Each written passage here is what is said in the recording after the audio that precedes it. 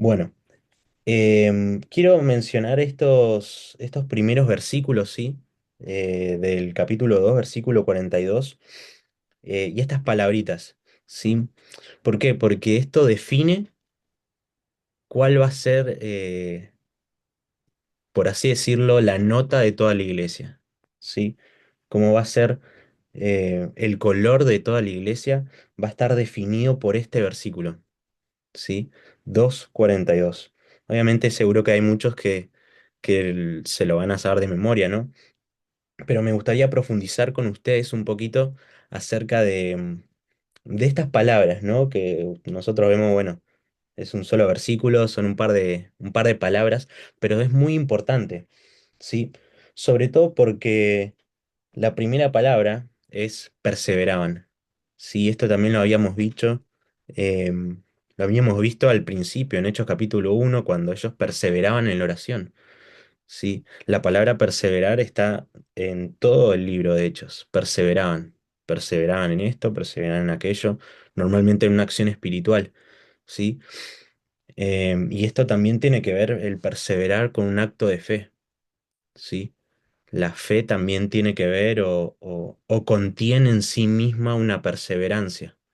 ¿Sí? Uno no es que cree y de la nada deja de creer. ¿Sí? La fe involucra una acción continua. No puede ser que solamente creamos en algo una sola vez, sino que es un desarrollo de este creer. ¿Sí? Lo que pasa con la palabra fe, ¿sí? Que es pistis, en el griego es que nuestra palabra creer no está mal usada, ¿sí? Sino que es creyendo. La palabra fe involucra una acción continua. Es como un gerundio, ¿sí? Los verbos con ando, endo, indo, corriendo, ¿sí? Como que estamos diciendo que eh, estamos feando, por así decirlo. No, no existe esa palabra, pero es una acción continua, ¿sí? Eso implica la palabra fe. Entonces, ¿qué es lo que tenían estas personas? Perseverancia, tenían fe. A pesar de lo que le estaba pasando, a pesar de que no entendían muy bien, capaz, porque no tenían las epístolas, no tenían a Pablo, no tenían a todas las cartas de Pedro, tenían la predicación de Pedro, sí, pero no tenían las cartas de Pedro, no tenían un desarrollo de la iglesia, no tenían muchos maestros, eran pocas personas. Entonces, una de estas características que son dignas de nosotros también perseguir es perseverancia. Y tenemos cuatro características principales, ¿sí? Cuatro características principales que deben estar, permanecer y en lo que la iglesia debería perseverar. Porque son como pilares, ¿no? Hechos 2:42 son pilares de la iglesia. Primer pilar, la doctrina de los apóstoles.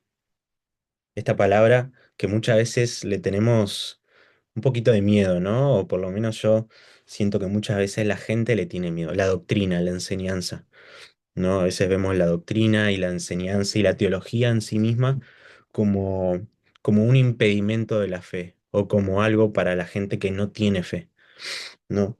Pero esto es un error. Un error porque la iglesia era lo que perseveraba primeramente en la enseñanza,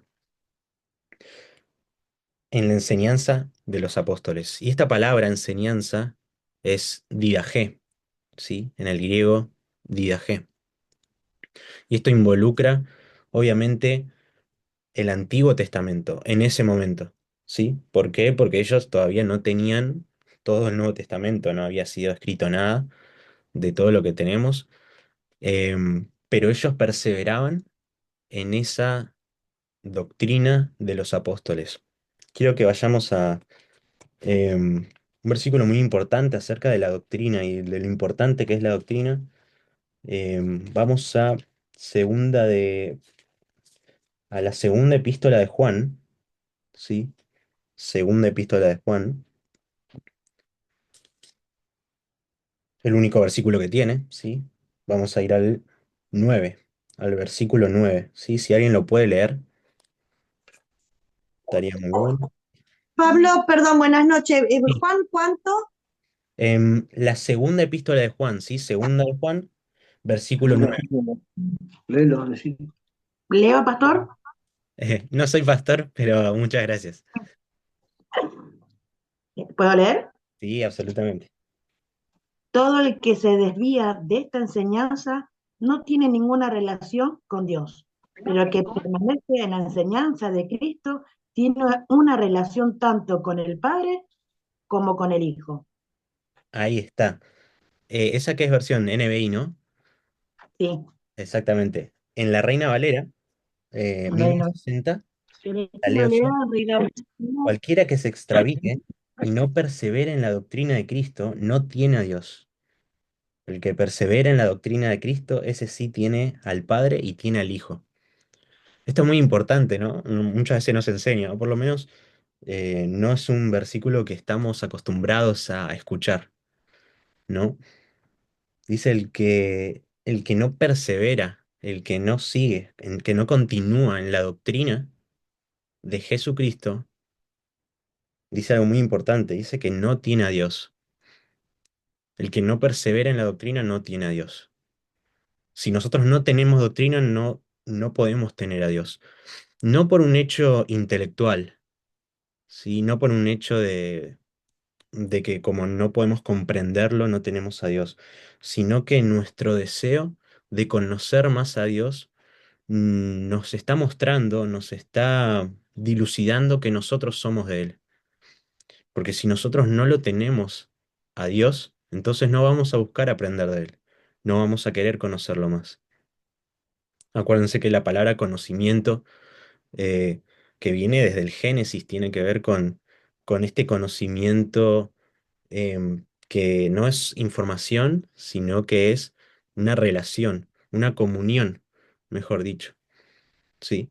Por ejemplo, cuando dice que Adán conoció a Eva, ¿sí? En ese mismo contexto también se inserta esta palabra conocimiento, y en el Nuevo Testamento sigue siendo lo mismo, ¿sí? Nosotros como la esposa, como la novia que conoce a Cristo, ¿sí? Es una comunión especial, una comunión distinta a cualquier otro tipo de comunión o de conocimiento que nosotros podemos tener. Entonces, el que no persevera en la doctrina de Cristo no tiene a Dios.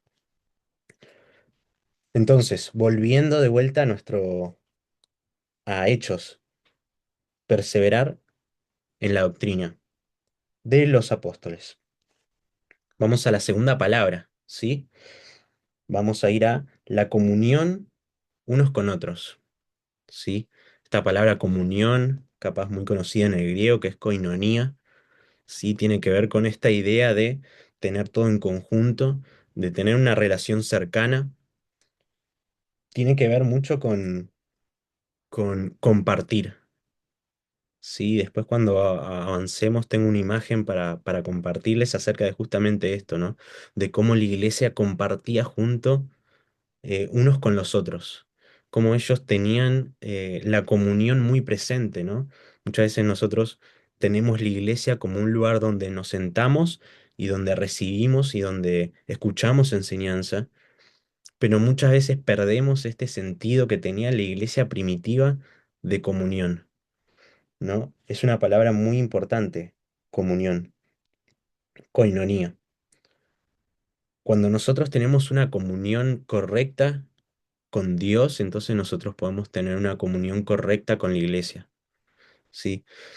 Es muy importante conocer la naturaleza del pecado cuando hablamos de comunión. ¿Por qué? Porque el pecado impide que la iglesia avance. Ya nosotros, cuando estamos en Cristo, estamos insertados en un cuerpo. ¿Sí? Yo escucho mucha gente que dice, yo tengo mi relación con Cristo, pero no voy a la iglesia, ¿no? Y ahí podemos insertar un montón de motivos por los cuales esa persona no va a la iglesia. Seguramente, o la mayoría de las veces son motivos lógicos, ¿sí? Pero si no tenemos comunión, entonces no estamos en una correcta relación con Cristo. Porque Cristo, la cabeza, no se puede desmembrar del cuerpo. Por lo tanto, cuando hablamos de ser cristianos, de que somos parte del cuerpo de Cristo, justamente tenemos que aceptar que estamos insertados en una comunidad, una comunión de creyentes. ¿sí? Y el pecado atrasa esa comunidad de creyentes, atrasa esa congregación. Por eso, hablar acerca del pecado y hablar acerca de lo malo que es el pecado es saludable para la iglesia. Hay muchos predicadores ya en el siglo pasado que hablaban de lo poco que se hablaba acerca del pecado. Sí, de cómo, por ejemplo, algunas palabras em, se cambiaban. Sí, hay un predicador muy bueno, Leonard Ravenhill, sí, que él decía, hablando un poco del léxico que se cambiaba, de cómo el lenguaje trataba de suavizar el pecado, decía, bueno, ya no se dice más adulterio, se dice tener una aventura. ¿No? Entonces, este cambio de palabra y este cambio de mentalidad por medio del lenguaje produce una iglesia sin fruto, produce una iglesia que está parada espiritualmente. Por eso la importancia de hablar, exactamente, por eso la importancia de hablar con de nuevo toda la palabra de Dios, ¿sí? Todo el consejo de Dios nosotros lo tenemos que predicar. Hay temas que son muy difíciles, sí, pero porque sean difíciles no quiere decir que no se tengan que tocar. Y el pecado es una de las cosas que arruina esta comunión, ¿sí? Aunque por más de que sea un pecado oculto de una sola persona en su propia individualidad, eso afecta a todo el grupo, eso afecta a toda la iglesia. Y nosotros no tenemos que permitir eso. Y tenemos que enseñar a que el pecado tiene que ser puesto a la luz, ¿sí? Con amor, con misericordia, para restauración, pero tiene que ser puesto a la luz. Esa sería la segunda palabra, comunión. Vamos a ir a la última, a esa palabra muy linda que es el partimiento, ¿sí? El partimiento del pan, ¿sí? Fíjense que no es solamente, que esto era uno de los énfasis, ¿sí? Muchas veces creo yo que no le damos mucha visibilidad a lo que quiere decir el partimiento del pan, ¿no? Creo que hay, por ejemplo, muchas teorías acerca del partimiento del pan, ¿no? De lo que nosotros llamamos Santa Cena, de que los católicos, por ejemplo, le llaman la Eucaristía, ¿sí? Nosotros vemos que hay distintas posturas, ¿sí? Por ejemplo, en tiempos de la Reforma, ustedes saben que en el 1500, 1516 se hizo la Reforma Protestante, ¿sí? Eso creo que se les había comentado en la clase pasada. Y ahí también hubo una división acerca de la cena, lo que nosotros llamamos la cena del Señor, que ese momento era Eucaristía, ¿sí? Que es este sentido de qué es lo que verdaderamente estamos haciendo en la cena del Señor, ¿sí? Si nosotros vamos esto lo voy a explicar como a modo para que ustedes sepan que esto está dentro de la historia, ¿sí? No sé si tenemos tiempo para ver un poco de cómo eran los cultos en ese tiempo y qué era la teología que se tenía en esa época, en los primeros 3 siglos, pero todos los autores hablaban de que Cristo estaba presente en la cena del Señor, ¿sí? Y acá vemos dos posturas opuestas, ¿sí? En todo lo que es el mundo cristiano. Una postura, la más extrema, por así decirlo, es de la Iglesia Católica Romana, que cree en la transubstanciación, ¿sí? Que quiere decir que los elementos, el vino y el pan, cambian de substancia, ¿sí? Y se transforman en el cuerpo y la sangre de Jesús. Y por otro lado, más en el otro extremo, está la teoría memorialista, se le puede decir, ¿sí? Que es solamente no hay nada presente, no hay nada significativo en la sangre, en el pan y en el vino dentro de al hacer o al participar de la cena del Señor. Sí, esas son dos posturas que a lo largo a partir de la reforma se van a estar peleando, ¿sí? Y va a haber posturas en el medio, ¿sí? La presencia real, la transignificación y demás, algunas doctrinas más complicadas, ¿sí? Pero eso nada más para que tengan en cuenta, porque todos los padres apostólicos hablan de la cena del Señor como que Cristo está presente.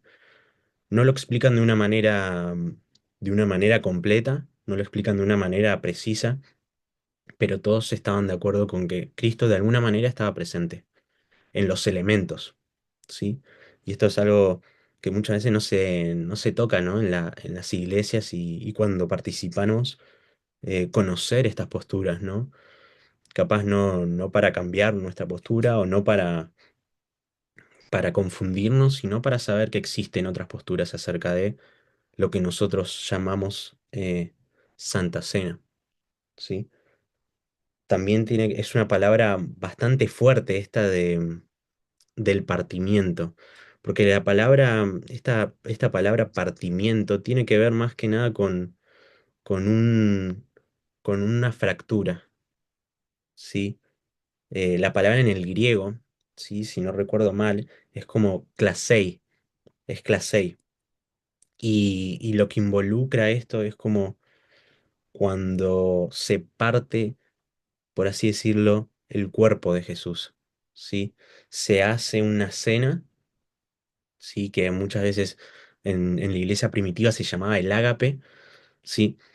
Se hacía el ágape y se participaba del partimiento del pan, ¿sí? Jesús había dicho que hagan esto en memoria de mí siempre que se reúnan.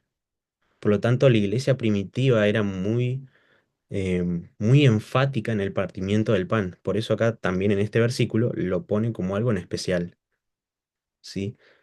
El partimiento es recordar el cuerpo que fue molido, ¿sí? Por nosotros. El sacrificio de Cristo para la iglesia primitiva era lo que ellos veían todos los días, lo que ellos buscaban todos los días, recordar siempre el sacrificio de Cristo. ¿Sí? Y eso lo vamos a ver también en todas las prédicas, ¿sí? En todos los discursos vamos a ver siempre este hecho de Cristo sufriendo, de Cristo siendo muerto, siendo apresado, siempre Pedro, siempre Pablo, Esteban, que lo vamos a ver después, siempre hacen un énfasis en Cristo sufriendo. Sí, no en tanto en lo que ser cristiano produce, ¿no?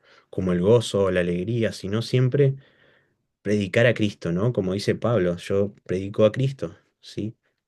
Procuré predicar solamente a Cristo y no solamente a Cristo, predicar a este crucificado. Y esas palabras son tremendas, ¿no? Porque también nos da el tono que Pablo utilizaba.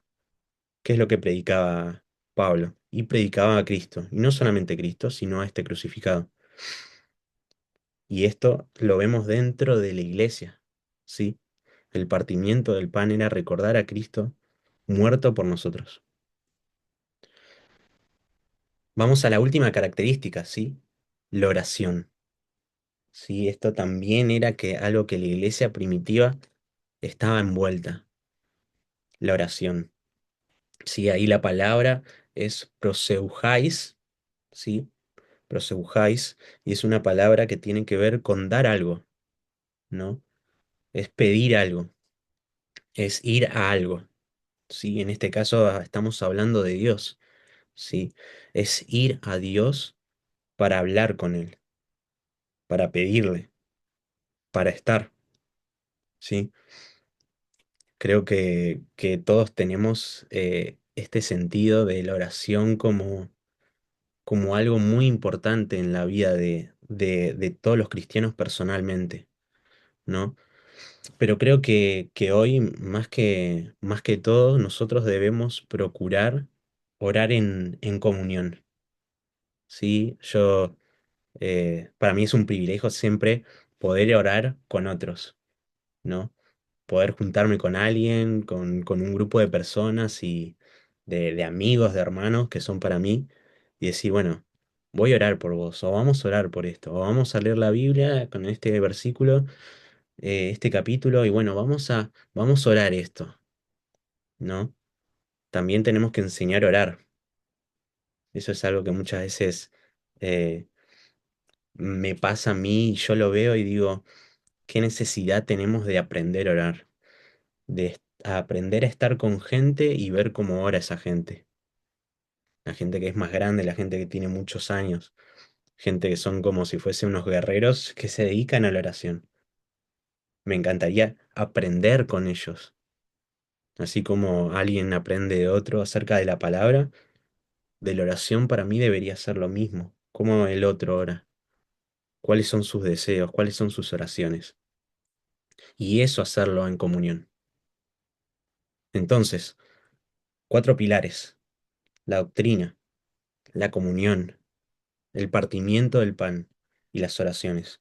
Entonces, esto va a, a ir por todo el Nuevo Testamento, por toda la iglesia, y es lo que hace a la iglesia distinto, estos pilares.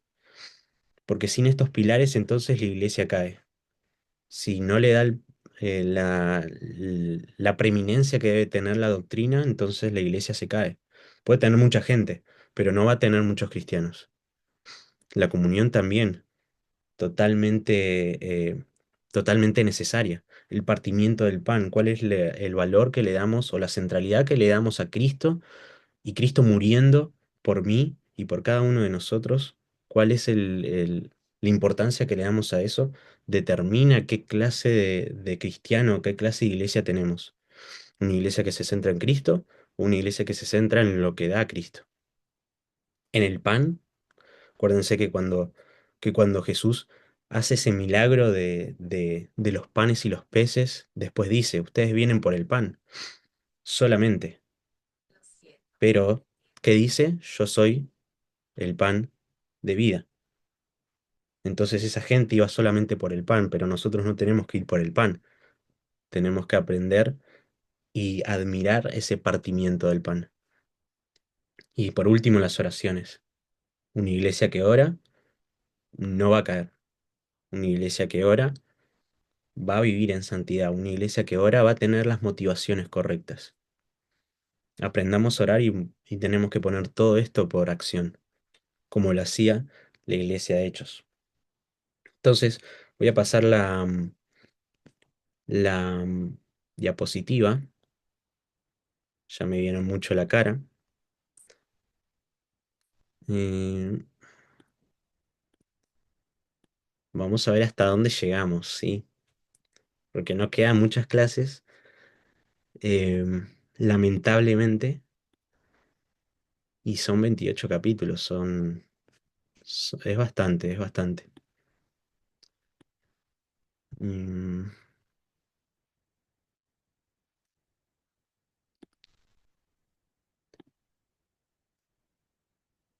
bueno, bueno,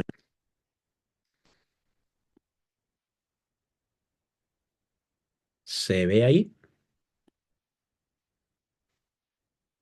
Creo que sí. Sí, sí se ve, sí. Perfecto.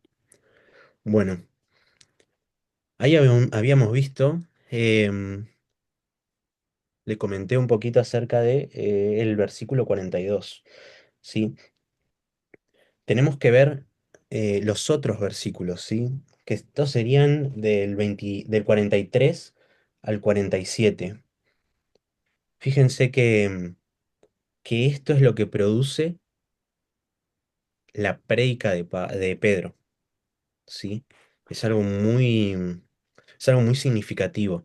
Cómo, cómo la gente, cómo el pueblo respondía a esa prédica, cómo debería también responder nuestro pueblo, las personas que nos están escuchando cuando nosotros hablamos, cuando nosotros predicamos, a quiénes hacemos, qué es lo que producimos en el otro, ¿sí? Y esto es algo que produjo Pedro. Em, Fíjense que del versículo 43 dice que sobrevino temor, ¿no? Y acá siempre muchas veces nos rompe un poco los paradigmas que nosotros tenemos acerca de qué es lo que debería producir una prédica. A veces tiene que producir temor. La, la, Una anécdota que me acuerdo acerca de la historia de la iglesia es con una persona llamada Jonathan Edwards. Jonathan Edwards em, era uno de los, o es uno de los mayores teólogos que tuvo América, ¿sí? Y él tenía una forma de predicar muy, que nosotros diríamos que tiene poco fuego, ¿no? Porque él lo que hacía era, leía, ¿sí? Él leía nada más. Y él era de Estados Unidos. Por causa de él se produjo lo que nosotros llamamos como el Gran Avivamiento en Estados Unidos, ¿sí? Más o menos del 1700, por esa época. Y él tiene un discurso, una prédica muy conocida que se llama Dios, em, pecadores en manos de un Dios airado, ¿no? Pecadores en manos de un Dios airado. Y, y él estaba predicando un versículo de Deuteronomio, ¿no? Y el relato, o la persona que tuvo un registro de esa prédica decía que vino un gran temor. Un montón de personas decía que se agarraban de las columnas porque sentían que de alguna manera como que el infierno los estaba tragando, ¿no? Y esto es algo muy impresionante porque esta persona leía, ¿sí? Es más, esa prédica eh, la tenía escrita para su iglesia, ¿sí? Solamente que en la iglesia en la que la estaba predicando, no vino la persona que estaba encargada de predicar y él fue como itinerante, ¿sí? Fue a reemplazarlo. Hizo la misma prédica y la leyó de la misma manera, pero el resultado fue otro, produjo temor. Entonces, lo que quiero decir con esto es que cuando una prédica está envuelta en una pasión por las almas de las personas, también puede producir temor.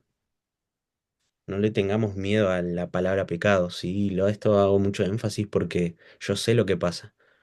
Uno no quiere herir sentimientos, uno no quiere herir el ego de la persona, pero uno tiene que predicar la verdad. Entonces esto produjo temor, ¿sí? Y acá de vuelta. Fíjense que tenían todo en común. Versículo 44, 45 habla de vender las propiedades, habla de que todos estaba todo en conjunto. Sí, acá obviamente hay un problema, por así decirlo, económico, político, ¿no? Entre, muchos dicen, bueno, toda esta iglesia primitiva tenía todo en común, por lo tanto, todos nosotros tenemos que de alguna manera ser como una especie de comunidad y vender todo lo que nosotros tenemos y compartirlo. Después vamos a ver en la historia de Ananías y Zafira que se podía no dar todo, ¿sí? En ese contexto se podía no darlo. La gente decidía darlo, ¿sí? De forma libre. Pero sepan que en la historia también hubo discusiones acerca de cuál es la postura adecuada económicamente acerca em, de qué hacer con lo que uno tiene, ¿no? Pero en este caso, la iglesia tenía todo en común y perseveraron unánimes en el templo. Fíjense que esta iglesia era una iglesia principalmente judía, o podríamos decirlo totalmente judía.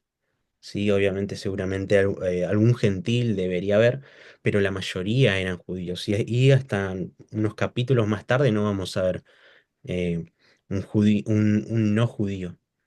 ¿Sí? Por lo tanto, todavía tenían las costumbres, todavía guardaban los días o las horas de oración, ¿sí? Que sobre todo vemos que Pedro predicaba, iba a la hora de la oración y predicaba, ¿sí? Iban al templo a orar y ahí se aprovechaban para predicar. Pablo también, de la misma manera, iba a un lugar cuando predicaba a los judíos y a la hora de la oración, ¿sí? De las costumbres judías, él se ponía a predicar.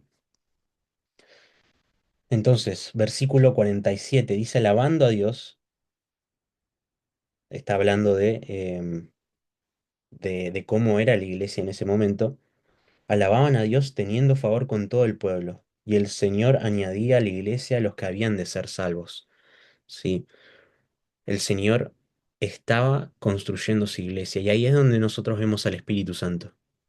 Ahí es donde nosotros podemos ver claramente al Espíritu Santo moviendo a las personas de alguna manera,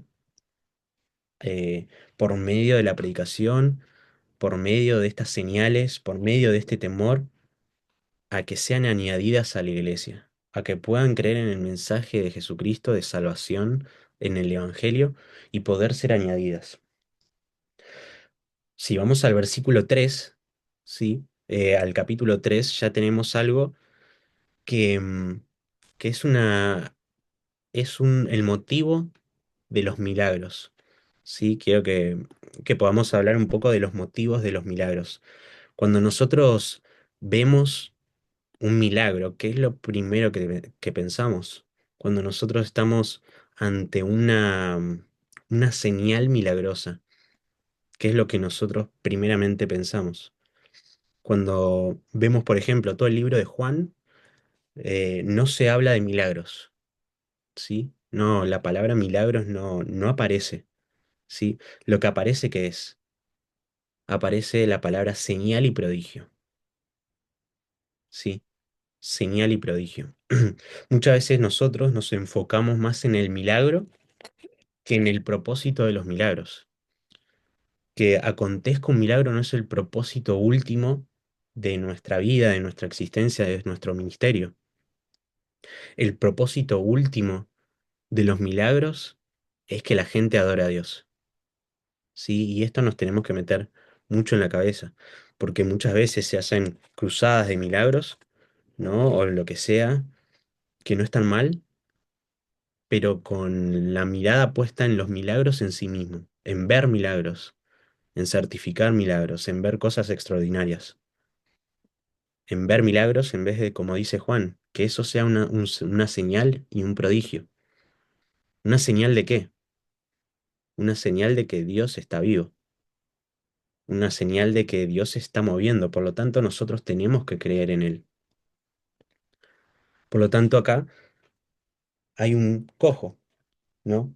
Vamos al capítulo 3, vemos lo que le dice Pedro en el versículo 6.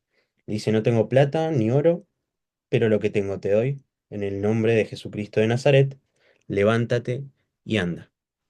Sí, acá vemos esta iglesia que estaba llena de milagros, estaba lleno de sanidades. Sí, y en este caso, Dios utilizó a un cojo para que por medio de Pedro se pudiera predicar el Evangelio. Y acá está el propósito de todos los milagros en el Nuevo Testamento y de todos los milagros que tienen que acontecer hoy en día. El milagro en sí mismo no es lo más importante. El milagro es un medio para un fin. Entonces, cuando nosotros, por ejemplo, si tenemos alguna sanidad no extraordinaria, eso debería ser un motivo para contarlo, no para que vean lo tremendo que me pasó, sino lo grande que es Dios, lo misericordioso que es Dios. Y vemos lo que es el versículo 11, ¿sí? A partir del versículo 12 hasta el versículo 26, que es todo ese discurso, ¿no? El segundo discurso de Pedro, ¿sí? No lo vamos a analizar como con los otros, ¿sí? No lo vamos a analizar de la misma manera como lo hicimos con el uno, pero quiero, quiero mencionarles solamente algunas cosas, ¿sí? Sabemos que em, esta persona estaba hace mucho tiempo, ¿sí? Esta persona estaba hace mucho tiempo, el pueblo lo vio cojo de nacimiento, ¿sí? Y vio también la sanidad y vio que el cojo saltaba y adoraba a Dios, ¿sí? De una forma muy visible, estaba muy gozoso por ese milagro. Entonces, ¿qué es lo que pasó?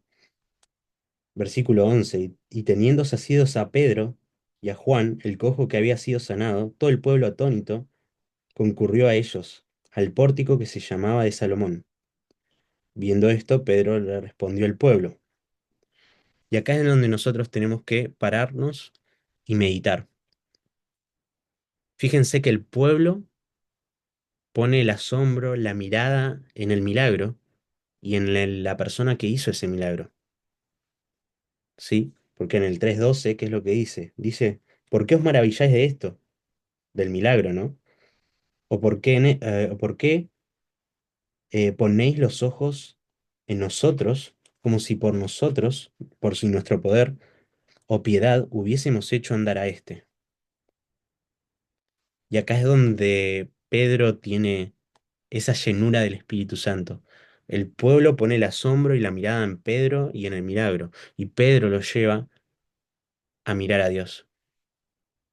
Y esto es lo que nosotros tenemos que aprender cuando nosotros estamos en cualquier ministerio, cuando nosotros estamos sirviendo en cualquier lugar. Nuestras miradas no son a lo que podemos hacer o incluso a lo que Dios hace a través de nosotros. Nosotros tenemos que llevar a todo el mundo a que mire a Dios, a que se asombre de Dios, a que ponga la mirada Pablo, en Dios. Sí, discúlpame, Pablo. Yo he escuchado que a veces cuando hay milagros o hay sanidades, mm, eh, no permanecen muchos, no sí, permanecen. Van ahí, sí, tienen la emoción de, van a la iglesia, pero después con el tiempo no permanecen. sí. Bueno, personalmente yo tengo unos amigos muy cercanos que sí, me pueden certificar esto, que, por ejemplo, ¿no? Con una sanidad de un cáncer. Sí, había un chico que tenía cáncer, no era cristiano, em, empezó a ir a la iglesia y se sanó, sí, de manera milagrosa y hoy en día no está en la iglesia, sí, es homosexual y no está en la iglesia ni asistiendo ni cree, ¿no? Por lo tanto, ahí nos damos cuenta también que el énfasis de los milagros no es el milagro mismo, ¿sí? Es que por medio de esos milagros se pueda darle la gloria a Dios.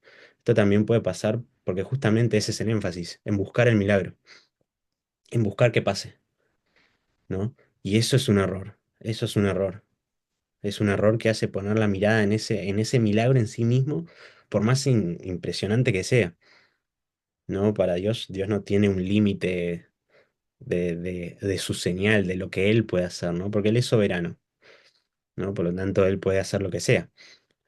Pero ahí nos damos cuenta que lo importante no es el milagro en sí mismo, sino que es que los corazones sean transformados.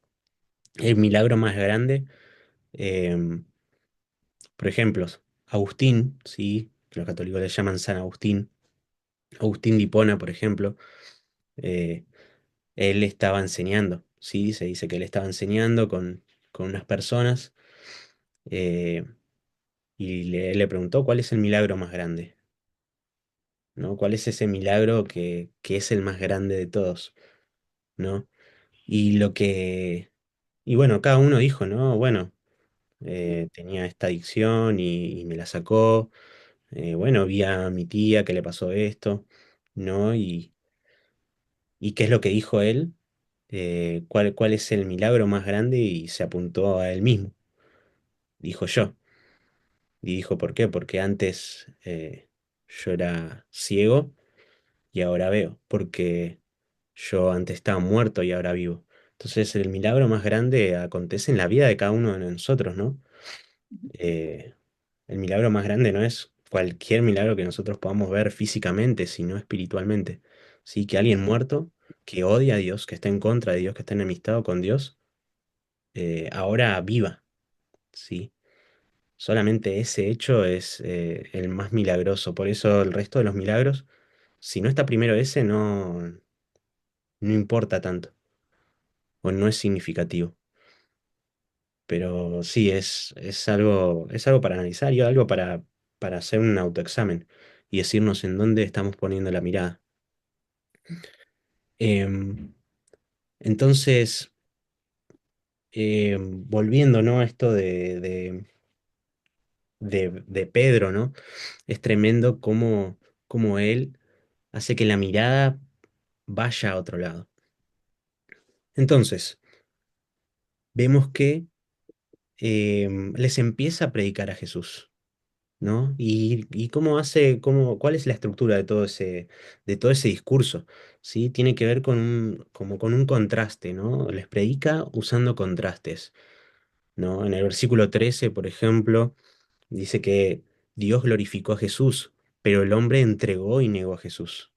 Versículo 14 y 15, ¿sí? Ustedes pueden ver ahí que el santo y justo fue intercambiado por un injusto, ¿sí? Y hay algo que a mí me parece tremendo, ¿no? Versículo 15 dice que matasteis al autor de la vida, ¿no? A quien Dios ha resucitado de los muertos, de lo cual nosotros somos testigos, ¿sí? Es una construcción verbal o muy increíble, ¿no? Mataron al autor de la vida, ¿no? Ahí es donde nosotros podemos ver los contrastes. Em, y esto podríamos ponerlo en la categoría de versículos en donde se menciona la deidad de Cristo, ¿no? Acuérdense que nosotros, como cristianos, una de las doctrinas fundamentales que tenemos, que creen todos los que son cristianos, es en la Trinidad, ¿sí? A diferencia de algunas sectas, por ejemplo, los unicitarios, em, u otros, ¿sí? Que no creen en en la Trinidad. Y acá nosotros podemos ver un versículo que nos muestra cómo Jesús es el autor de la vida y el único que puede ser el autor de la vida es Dios. Por lo tanto, la conclusión lógica es que si mataron al autor de la vida y Pedro está hablando de Jesús, quiere decir que Jesús es el autor de la vida, por lo tanto, Jesús es Dios. Sí, entonces estos son versículos muy interesantes porque nosotros vamos a dos extremos. O no sabemos que Jesús es Dios, ¿sí? Porque aunque ustedes no lo crean, ya sé que ustedes están en segundo año, pero hay mucha gente de su congregación que capaz no sabe que Jesús es Dios o son muy nuevos y todavía no entienden esto de que Jesús es Dios y que el Padre es Dios y que el Espíritu Santo es Dios, ¿no? Por eso es muy importante la enseñanza, ¿no? Pero a mí me pasó, por ejemplo, eh, muy recientemente, ¿no? Que alguien me preguntó, bueno, pero Jesús es Dios. Y son cosas que uno dice, bueno, está muy normalizado, ¿no? Pero es algo que nosotros tenemos que, que enseñar, sobre todo a la gente que es nueva, ¿sí? La gente que es nueva no podemos acusarla de que no saben nada. Es nuestro deber enseñarles, ¿sí? Por lo tanto, este es un versículo que puede ser usado, ¿sí? Mataron al autor de la vida. Y a partir del versículo, bueno, en el 18 él agarra la palabra de Dios. Otra vez la centralidad de la predicación es la palabra de Dios. Sí, esto es algo que se ve a lo largo de todos los discursos. em, Está la palabra de Dios presente.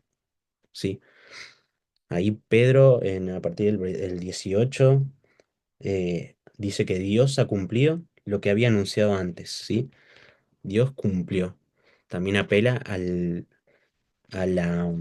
a la fidelidad de Dios a su palabra. Sí, no solamente a Dios mismo y a su palabra, sino la fidelidad de Dios por lo que Él dijo. Sí. Em, Y ahí también, desde el versículo 18 al 21, nosotros podemos ver un evangelio bastante resumido. Versículo 18 habla de que Dios ha cumplido lo que dijo por medio de los profetas. ¿Cuál es la respuesta en el 19? Que nosotros nos tenemos que convertir, ¿sí? Nos convertimos y de alguna manera, volvemos nuestro camino y nos convertimos. ¿Sí? Acuérdense la palabra esa, arrepentimiento. La metanoia, sí, tiene que ver con un nuevo camino, ¿sí? Tiene que ver con un cambio radical de nuestros deseos, de nuestros afectos, ¿sí? De lo que nosotros queremos, de lo que nosotros deseamos, de lo que nosotros pensamos, de cómo es nuestra lógica. Todo eso cambia cuando nosotros nos arrepentimos, ¿sí? Y ese es el verdadero arrepentimiento, ¿sí? No solamente lágrimas, o no necesariamente lágrimas sino un cambio de vida. Entonces vemos que, primero, Dios cumplió su palabra, ¿sí? y que cumplió lo que había dicho la Escritura, que el Mesías iba a padecer, ¿sí? Por los sacrificios de Cristo, nosotros tenemos que creer en esos sacrificios de Cristo, en esos sufrimientos, en el versículo 19. Versículo 20, 21, entonces no nos quedamos quietos, ¿sí? Esperamos la venida de Cristo, ¿sí? Versículo 19, así que arrepentidos y convertidos. Versículo 20, y Él envía a Jesucristo que os fue antes anunciado. Versículo 21, a quien de cierto es necesario que el cielo reciba hasta los tiempos de la restauración de todas las cosas, de que habló Dios por boca de sus santos profetas que han sido desde tiempo antiguo. De vuelta nos recuerda la palabra de Dios y nos dice que Cristo va a tener que estar en el cielo, ¿sí? Literalmente dice en el cielo, hasta la restauración de todas las cosas, ¿sí? Por lo tanto, ahí está el Evangelio. Dios dijo algo, eso aconteció. Y aconteció que el Cristo tenía que padecer. Nosotros tenemos que creer en ese sacrificio, en esos sufrimientos, arrepentirnos, volvernos de nuestro camino y caminar ese camino hacia Cristo, hacia la venida de Cristo. Por lo tanto, ahí es donde, en este segundo discurso de Pedro, es en donde nosotros vemos un énfasis importante en la palabra de Dios, en el mensaje del Evangelio y en el sufrimiento de Jesús. Esa era la forma de predicar, esa era la forma de relacionarse con los judíos, específicamente con los judíos, ¿sí? Por eso nombra siempre la Escritura, porque él sabía que iban a estar preparados para escuchar estas palabras y iban a recordar esas palabras. Entonces, vamos ya al número 4, ¿sí? Vamos al capítulo número 4. Ya vemos que hay lo que yo puse como, ahí lo van a ver, como la primera persecución a la iglesia por parte de las autoridades judías, ¿sí? Esto es muy interesante y lo vamos a ver sobre todo en el primer siglo, ¿sí? En el primer siglo, por lo menos hasta el 70. Vamos a ver que las persecuciones a la iglesia eran también por parte de las autoridades judías. Esto es muy significativo y lo tenemos que tener en cuenta. ¿Por qué? Porque después, em, a medida que va pasando el tiempo, de a poco esa persecución se va a tornar a pequeños pasos más romana. ¿Sí? Ya va a empezar a tomar una dimensión un poco más importante y los romanos ya se empiezan a em, alarmar de estas cosas. ¿Sí? Ya empieza a haber un malestar entre las autoridades ya romanas, entre los procuradores, los gobernadores, ¿sí? Que antes no se tenía, ¿no? Porque piensen que eran un grupo, eran como una secta, ¿sí? Si ustedes ven muchos documentos extrabíblicos acerca de los cristianos, em, se va a hablar de los cristianos como una secta, se va a ver como la secta de los cristianos, ¿sí? Como los apartados, ¿no? Como los falsos que siguen a un falso profeta, a un falso Mesías. Pero ahí ya, en este principio, solamente vemos que se empieza a ver una persecución, ¿sí? Todavía no hay ninguna muerte, todavía no hay violencia, solamente va a haber algo muy fuerte, ¿no? Que es que los vienen eh, los sacerdotes, ¿sí? Junto con los judíos, ahí se habla acerca de la secta, ¿no? De no solamente los fariseos, sino los saduceos, ¿no? Y vemos que anuncian, capítulo 4:2 dice que anuncian en Jesús la resurrección de entre los muertos, ¿no? Y eso es lo que les molestó, ¿no? Un poco acerca de la resurrección de los muertos. Em, Nosotros tenemos que acordarnos que había una parte de los judíos que no creían en la resurrección de los muertos, ¿sí? No creían tampoco en seres espirituales, como por ejemplo los ángeles. Entonces, em, vemos que hay que estas predicaciones, estas declaraciones en estos discursos de Pedro están logrando un efecto, ¿sí? Ya sea para temor, ya sea para el temor y la conversión, ya sea para el rechazo también, ¿no? Acuérdense que una prédica no es solamente para que la gente se convierta, pero si ellos no creen, entonces es para rechazo, ¿no? Y la palabra también dice en Juan 3:16, 17, 18, que el que no cree ya ha sido condenado.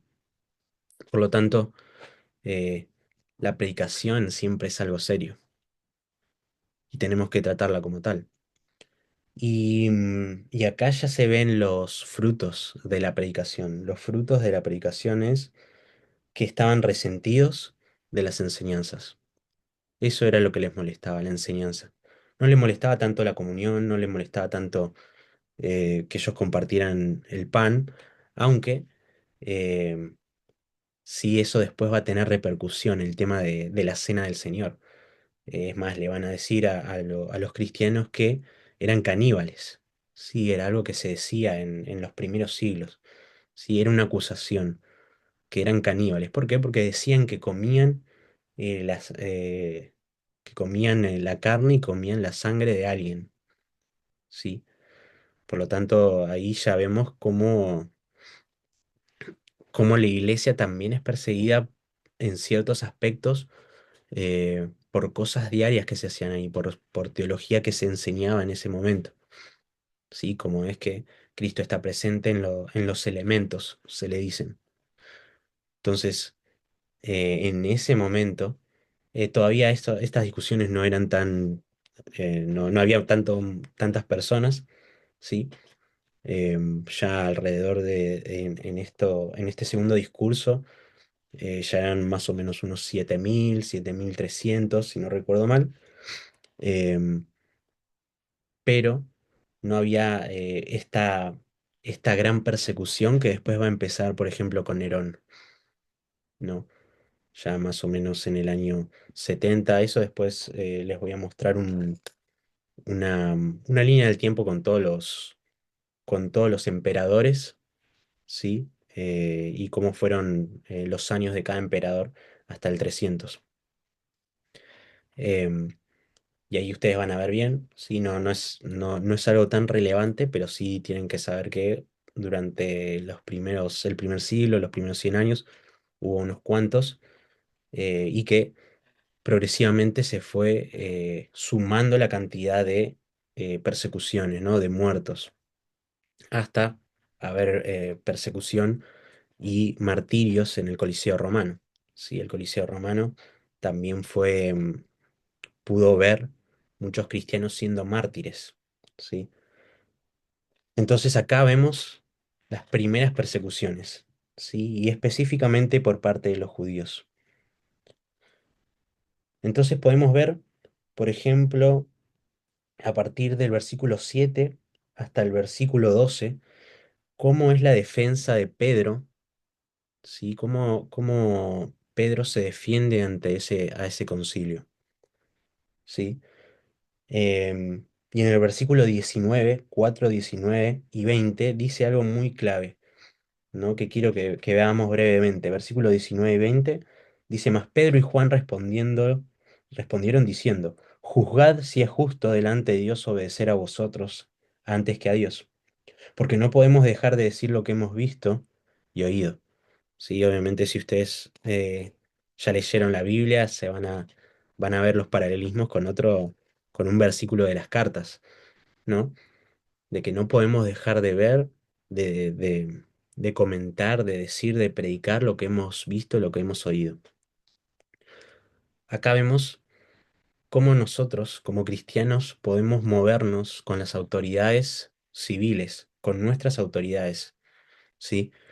eh, es muchas veces es muy difícil ver cuáles son las líneas éticas de gobierno, ¿no? Ahí nos ponemos en un terreno muy sinuoso, que no se predica mucho, lamentablemente, pero tenemos que ver cuáles son los límites acerca de la ética, la ética de gobierno, la ética de los derechos civiles.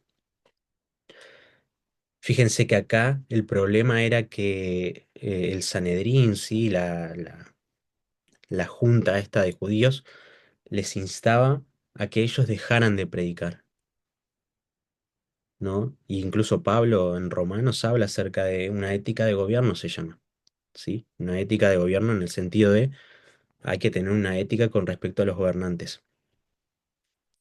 Pero en este caso, lo que pedían ellos era que dejaran de predicar.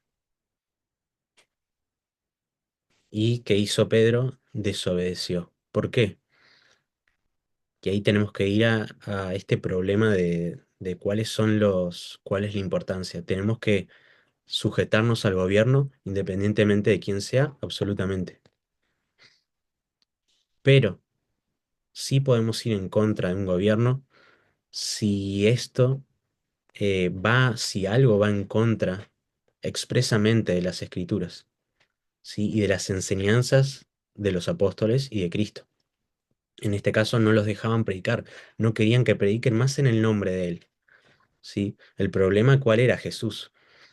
El problema siempre es Jesús, ¿no? Y eso también tenemos que tenerlo claro. Cuando alguien nos hace algo, ¿sí? Por causa de que nosotros predicamos el Evangelio, em, o nos rechaza, no nos está rechazando a nosotros, ¿sí? Nos está rechazando a Jesús.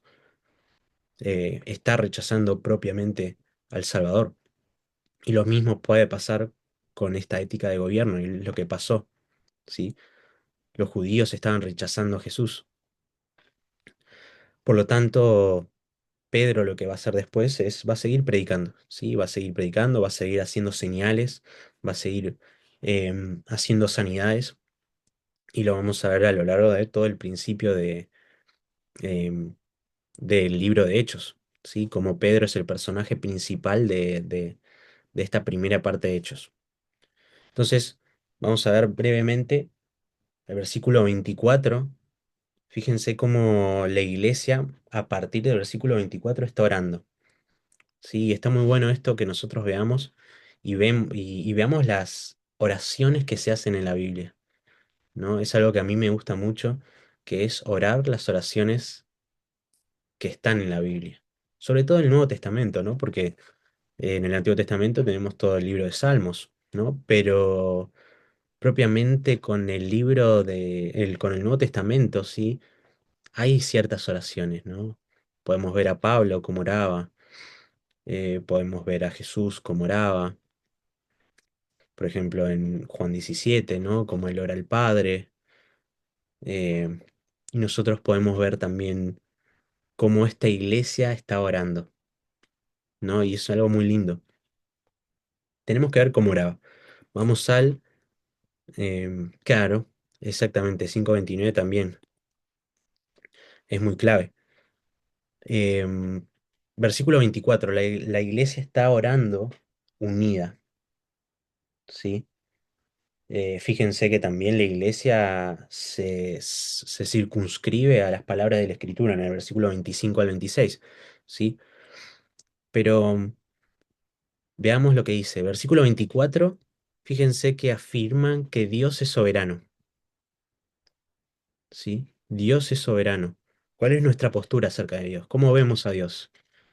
¿No? La otra vez escuchaba a alguien que decía que Dios es como una máquina expendedora, ¿no? Nosotros ponemos un, la moneda de la oración y de la fe y Dios nos da lo que nosotros queremos, ¿no? En cambio, esta iglesia que ora, em, ora en base a la soberanía de Dios, ora sabiendo de que Dios tiene la última palabra, ora pidiendo, pero pidiendo a un Dios que va a hacer al final lo que Él quiere y no lo que el pueblo quiere, ¿sí?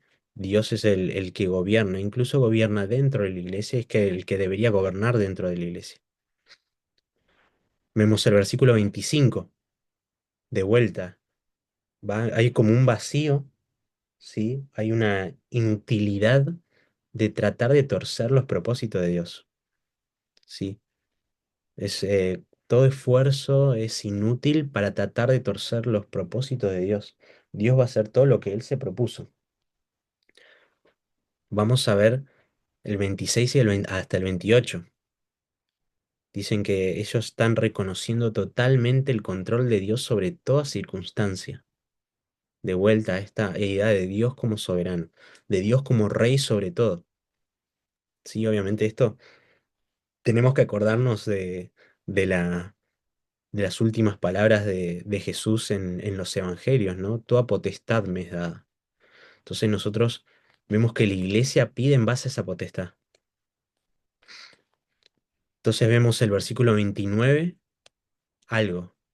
Ahí ya vemos lo que él pide, ¿no? Por ejemplo, en el versículo 25 hasta el 28 ellos recuerdan, ¿no? Recuerdan la palabra de Dios, ellos reconocen la autoridad. Ya a partir del 29 y el versículo 30 ellos ya le piden, ¿sí? ¿Y qué le piden? Esto es lo que la iglesia pedía. Este es el corazón de lo que ora la iglesia en comunidad, ¿no? Entonces, ¿alguien lo puede leer? Versículo 29 y 30. ¿Lo leo yo, Pablo?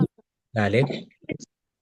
Y ahora, Señor, mira sus amenazas y concede a tus siervos con todo denuedo hablen tu palabra, mientras extiendes tu mano para que se hagan sanidades y señales y prodigios mediante el nombre de tu santo Hijo Jesús. Bien, perfecto, muchas gracias. Fíjense, em, le pide al Señor, ¿no? Esta postura que muchos tienen acerca del Señor, si hay que decirle Señor, si hay que decirle Padre. em, Son distintos acercamientos al mismo Dios, ¿no? Pero en este versículo en concreto dice, concédele a tus siervos, ¿no? Me encanta esa palabra siervo, ¿no? Muchas veces hablamos de servicio y no tenemos idea de lo que quiere decir la palabra servidor. Tiene que ver con esclavitud, ¿sí? Tiene que ver con el doulos. El doulos es una persona que era esclava, ¿sí? Una persona que voluntariamente se ponía al total servicio de un amo. Es una palabra muy, muy linda y lo vemos sobre todo en los escritos de Pablo, ¿no? Por ejemplo, en Romanos dice, yo, Pablo, siervo, sí, siervo del Señor Jesucristo, siervo. Esclavo, ¿no? Está diciendo, es una palabra más apropiada, ¿no? Una palabra que es un poco más fuerte y a mí me gusta usar más esa, ¿no? Porque da esa idea verdadera de la palabra doulos. Es un esclavo, ¿no? Creo que eso también lo habíamos visto.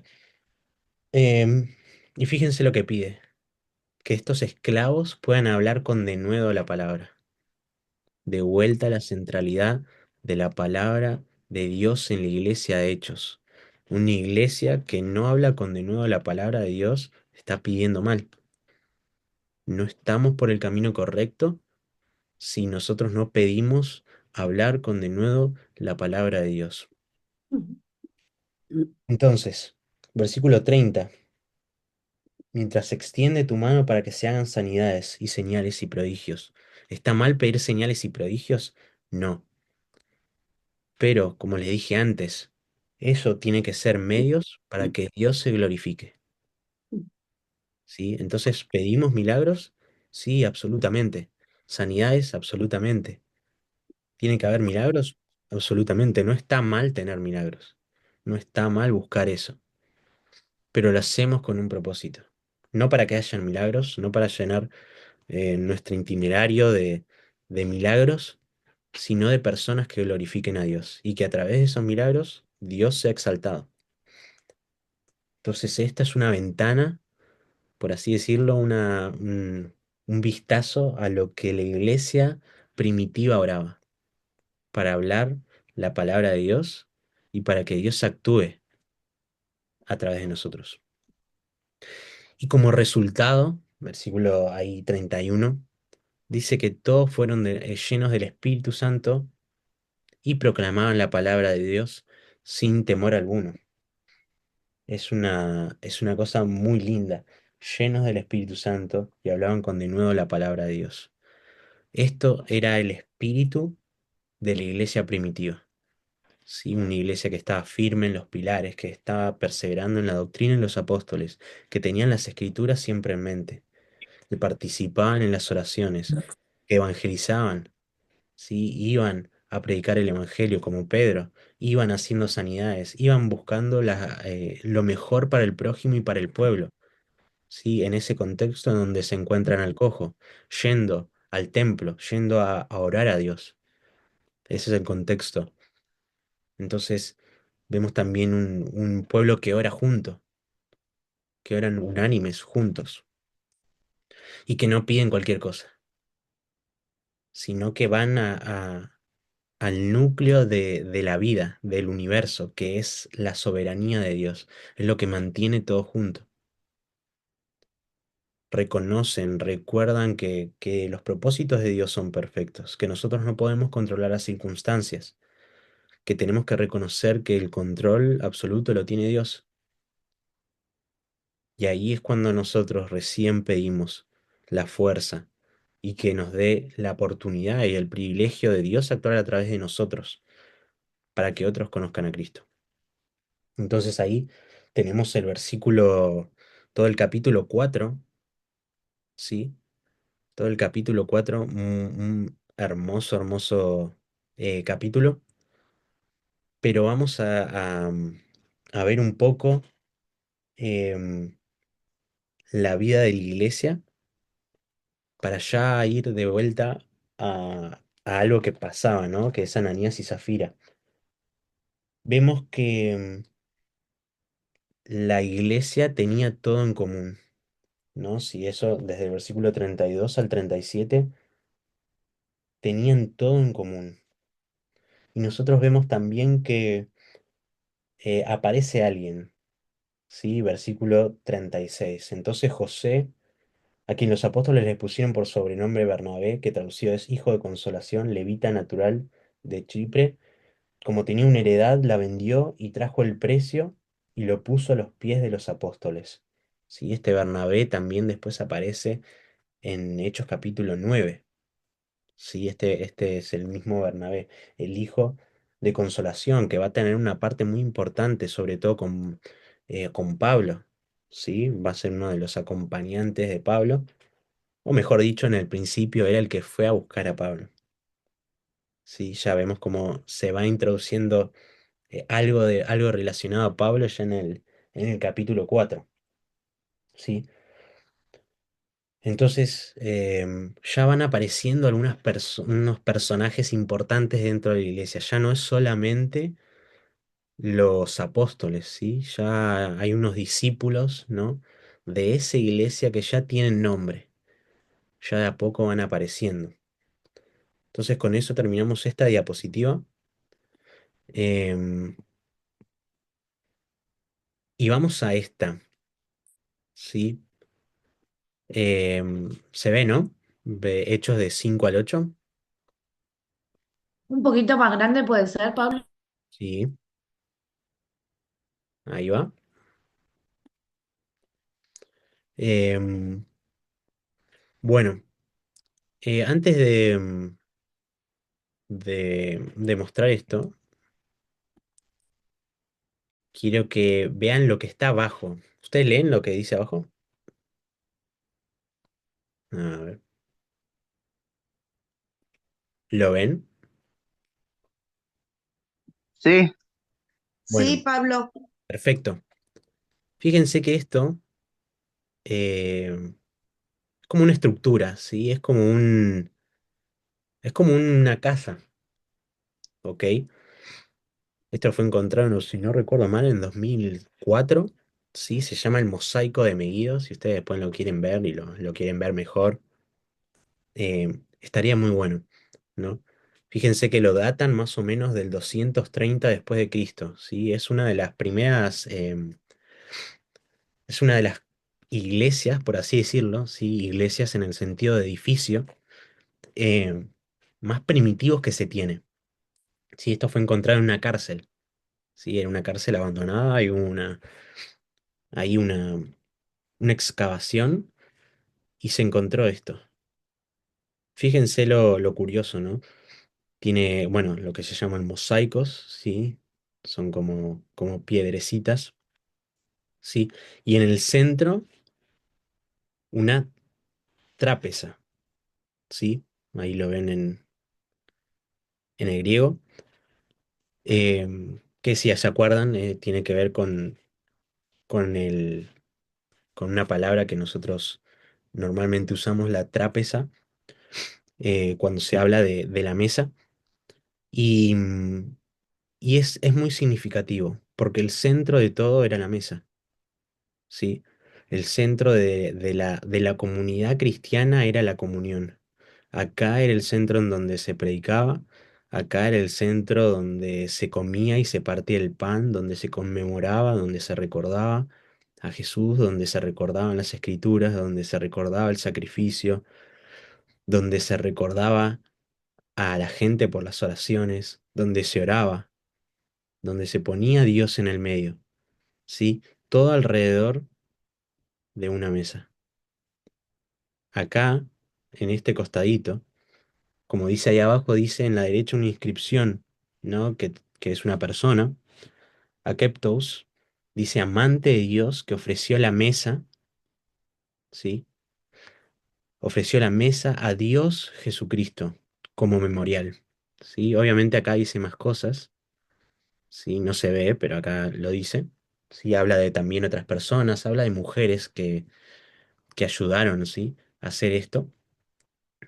Em, y dice algo muy impresionante, que dice a la mesa, ofreció la mesa a Dios Jesucristo, ¿sí? Em, Acá sería Zeus eh, y Jesus, ¿sí? En el griego.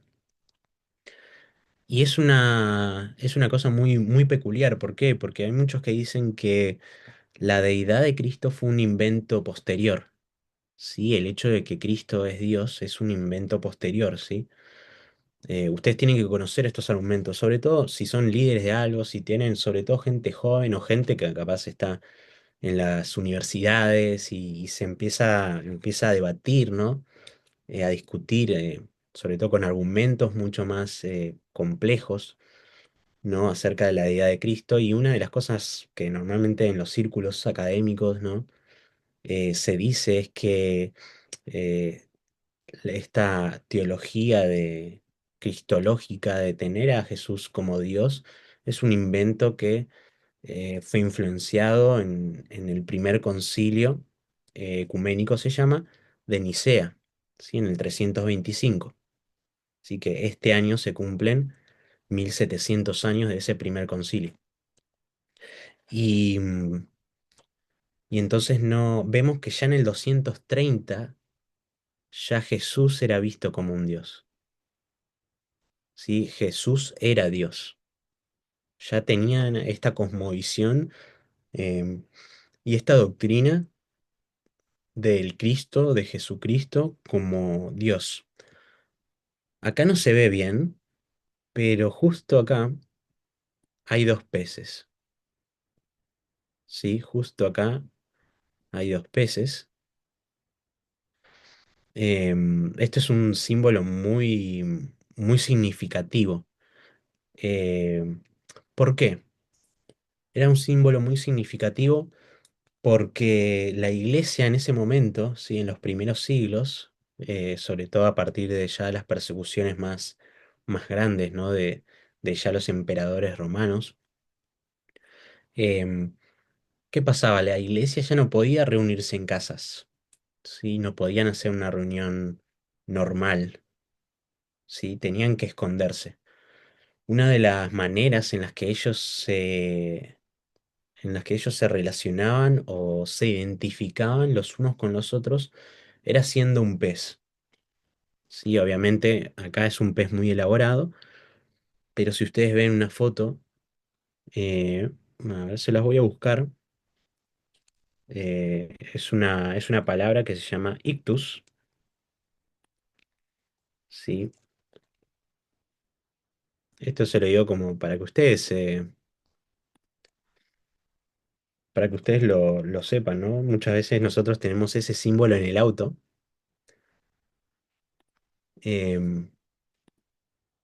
Tenemos ese símbolo en el auto y muchas veces no tenemos ni idea a qué hace referencia o qué quiere decir o que tiene un significado. Solamente sabemos que es una cosa importante y que tiene que ver algo con Jesús, ¿no? Pero ustedes ahí la ven, ¿no?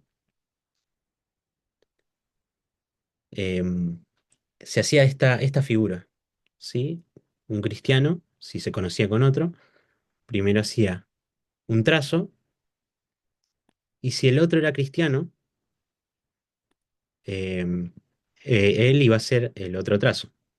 Si no era cristiano, esto iba a quedar así, ¿sí? Sin nada.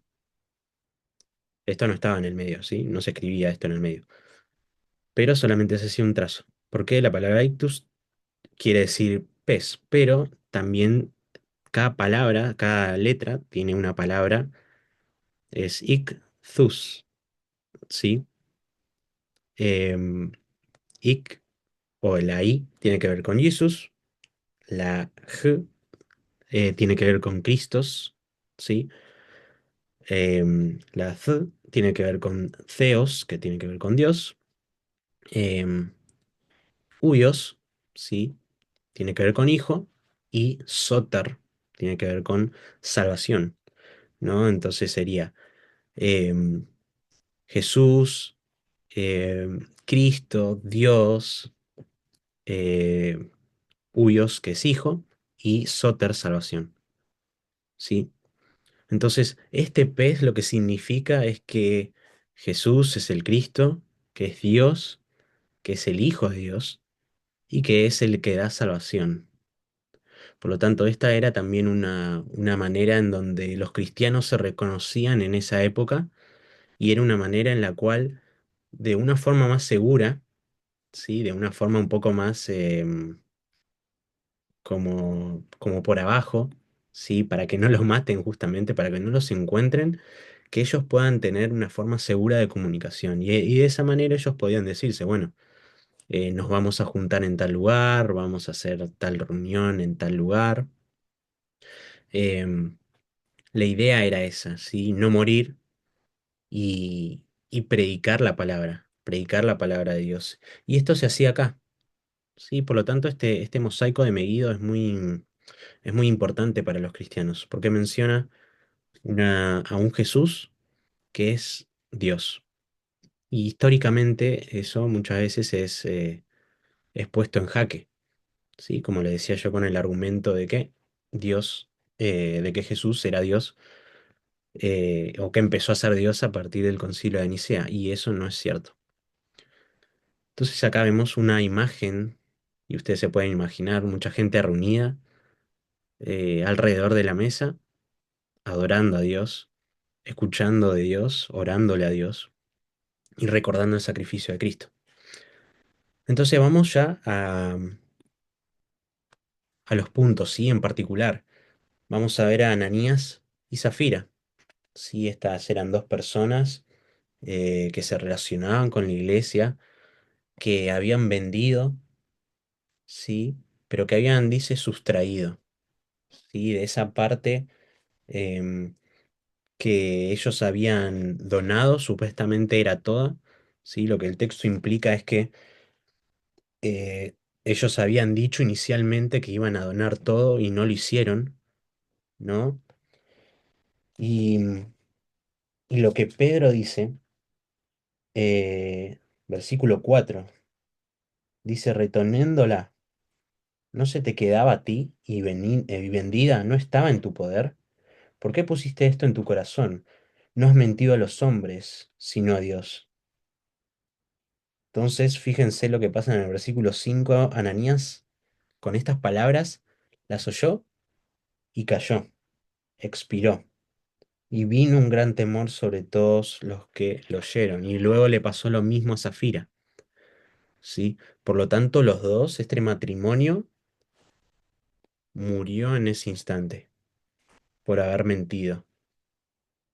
Y esto es algo que es muy, pero muy notorio, algo muy impresionante. ¿Por qué? Porque también esto muestra los propósitos de Dios para con la iglesia. ¿Sí? La iglesia no es un lugar para jugar. La iglesia tampoco es un lugar para entretenerse. No es tampoco un lugar para ver qué es lo que hago el fin de semana y ocupar mi tiempo en eso. No, tampoco el servicio es para eso. Vemos que Ananías y Zafira, por haber solamente sustraído un poco del precio, cayeron muertos. Sí, y el propósito de Dios para esto es mostrar que Dios todavía estaba actuando en la iglesia, que Dios no se había apartado de la iglesia, que no la había dejado sola, sino que quiere una iglesia santa. ¿Sí?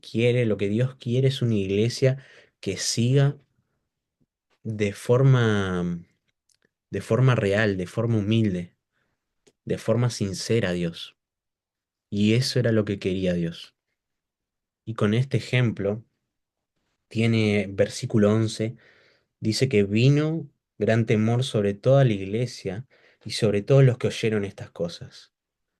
La iglesia tiene que volver a recuperar el temor de Dios, ¿no? Y muchas veces, claro, decimos amén, ¿no? Amén. Pero nosotros predicamos de manera tal que transmitimos ese temor de Dios.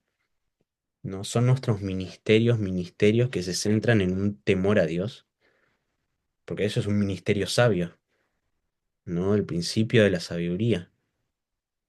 Si nosotros no tenemos un ministerio que se centre en el temor de Dios, no vamos a tener un ministerio serio, un ministerio lleno de personas llenas del Espíritu Santo. Por lo tanto, Ananías y Zafira es un ejemplo de la santidad de Dios en el medio de la iglesia, que la santidad no quedó en el Antiguo Testamento, que la santidad no quedó en todas esas historias donde vemos que el pueblo o alguien del pueblo de Dios hizo algo y Dios actuó. No, en el Nuevo Testamento sigue pasando. Y vemos que eso causa gran temor. Vamos avanzando un poquito más rápido, a partir del versículo 17. A partir del versículo 17 están estos dos personajes. Está Pedro, sí, también está Juan. Acuérdense que este Pedro era el que había negado a Jesús, no este Pedro el que estaba medio loco y, y tenía gran temor cuando Jesús estaba siendo em, interpelado por las cosas que decía, por las cosas que hacía. Ahí vemos a un Pedro con distintas actitudes. Y un Juan que estaba, ¿no? Que estaba presente, que estuvo presente en la crucifixión, un Juan que estuvo presente con María, un Juan que estuvo presente también en la resurrección, ¿no? En esos hechos. Em, y vemos que estos dos están juntos, ¿no? Esa también es una gran enseñanza para nosotros.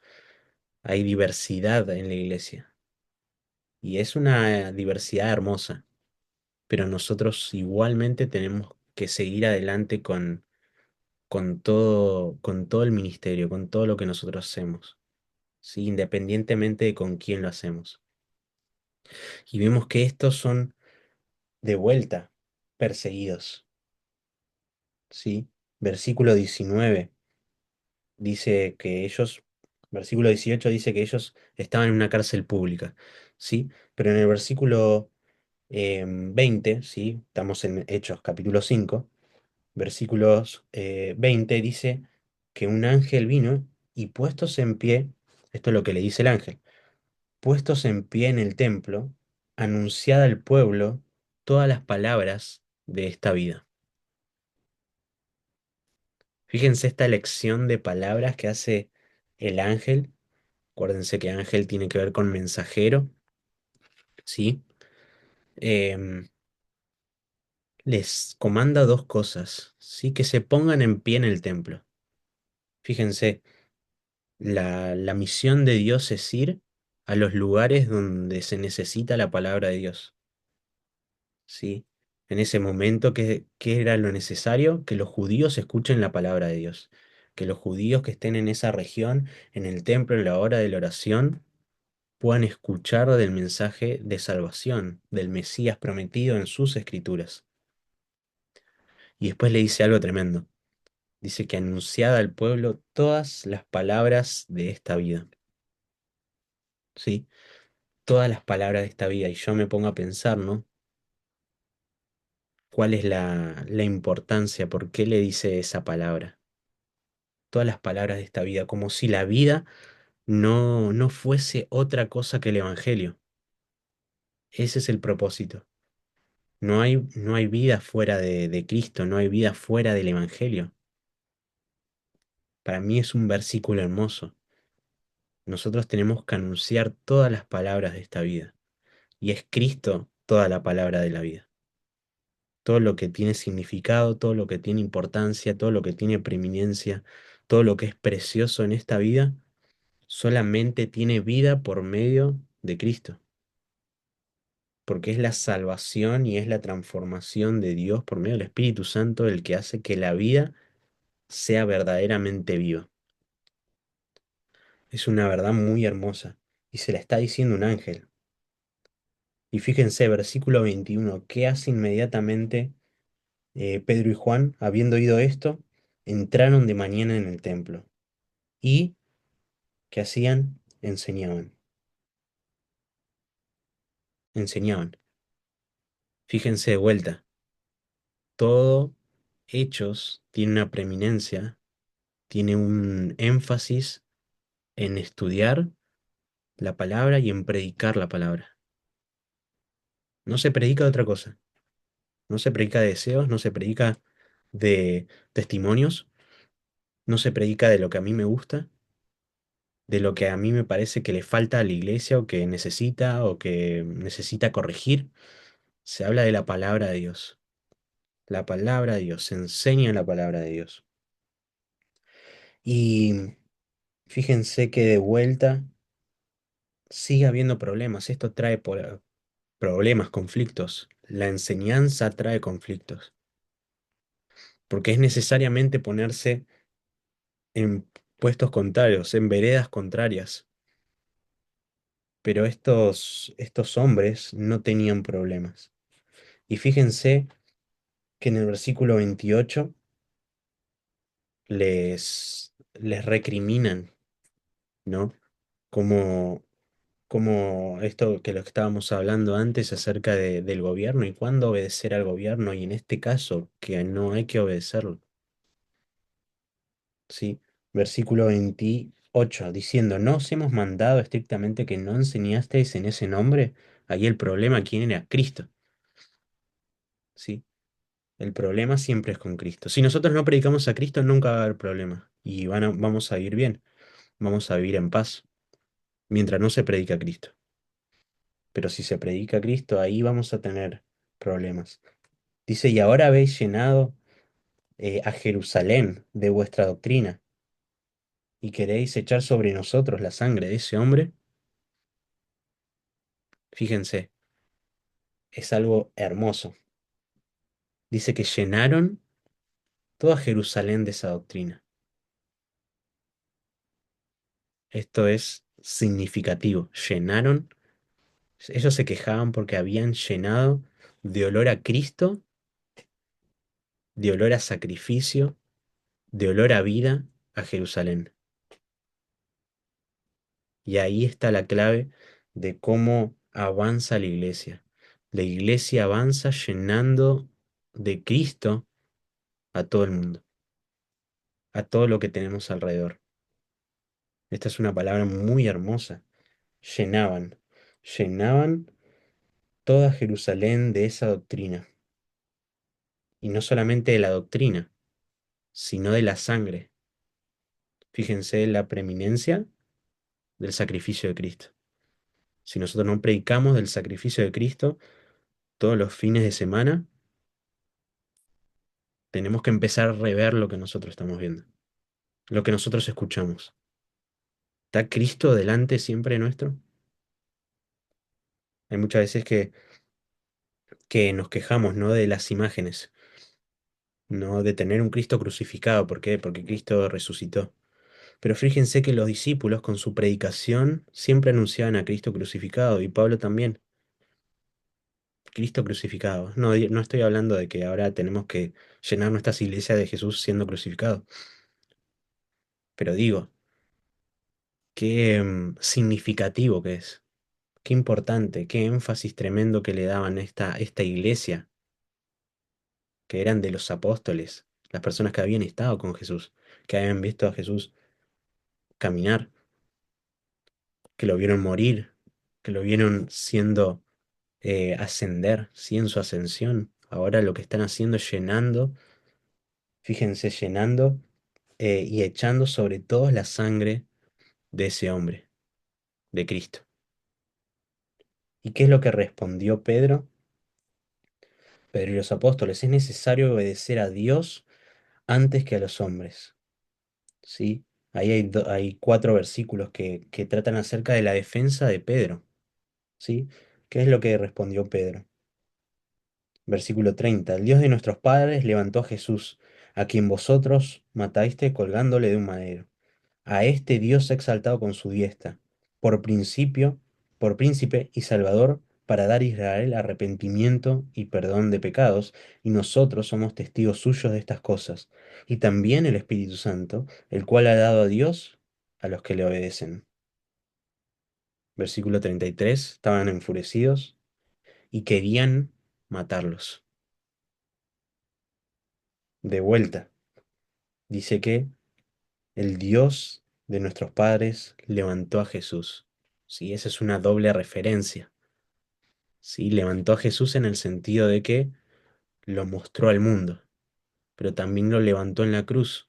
Sí, acuérdense, Juan 3, no 16, sino los versículos antes, 14, 15, que habla acerca de la serpiente que fue levantada en el desierto, que todo aquel que miraba esa serpiente era sano de la picadura de la serpiente. Sí, y en ese contexto es lo que dice, bueno, que todo aquel que mira eh, va a tener vida.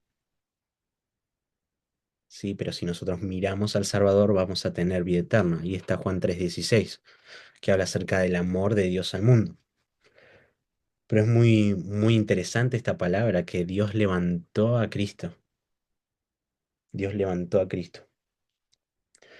Em, y dice que ellos lo crucificaron.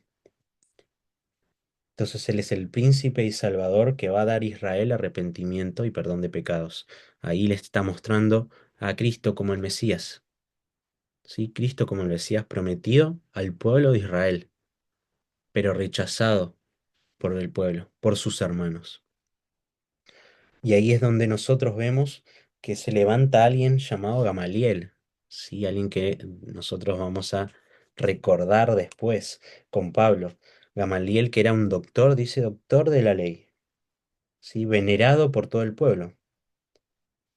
Y de alguna manera defendió a estas personas. Dijo, bueno, si estas personas no son de Dios, van a desaparecer, Dios no va a prosperar esto. Pero, versículo 39, mas si es de Dios, no la podéis destruir. No sea tal vez, no sean tal vez hallados luchando contra Dios. Versículo 42. Y todos los días en el templo y por las casas no cesaban de enseñar y predicar a Jesucristo. De vuelta, nuevamente, ustedes si ven todos los versículos que habla acerca de enseñar y acerca de predicar, siempre es lo mismo. Predicar a Cristo, predicar al Salvador, predicar todas las palabras de esta vida, la doctrina, la enseñanza de los apóstoles, de Cristo, de Jesucristo, de Jesús, del Salvador. Se usan un montón de descripciones, pero siempre está la palabra de Dios. Y con eso terminamos el capítulo 5, ¿sí? Y lo vamos a dejar acá porque, bueno, se acerca nuestro parcial, ¿sí?